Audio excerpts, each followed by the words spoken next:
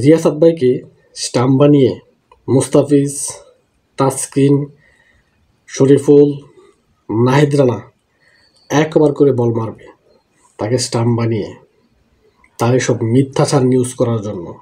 এটা আমার চাওয়া, আপনাদের কি চাওয়া আমাকে জানাবেন। রিয়াসাত আজিম ভাই যেভাবে বাংলাদেশের দর্শকদেরকে জ্বালাইছে এবার আইপিএল নিয়ে, এটা বলার অপেক্ষা রাখে না। নাহিদ রানা 152 কিলোমিটার বেগে বল মারে, তার নিশ্চিত আইপিএল দল পাবে। তাসকিন আহমেদ নিশ্চিত দল পাবে।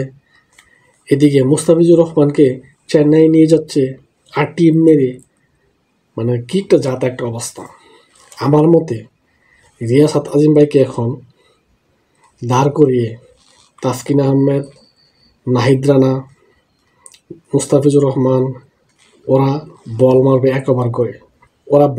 এক ওভার করে রিয়াসাত আজিম ভাইকে স্টাম্প বানিয়ে।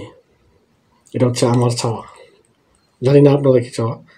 কিন্তু উনি যে পরিমাণ হাইপ তুলছে বাংলাদেশের দর্শকদেরকে নিয়ে, বাংলাদেশের ক্রিকেট প্রেমীদেরকে নিয়ে, মানে বলার অপেক্ষা রাখে না।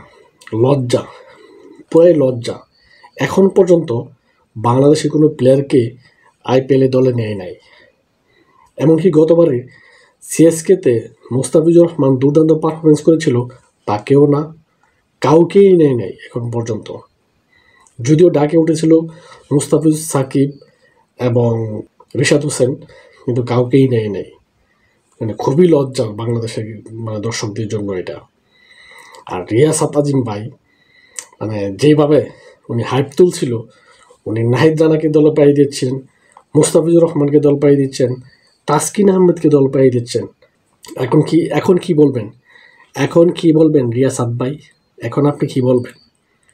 এখন আর কাকে আপনি দল পাওয়াবেন বলেন?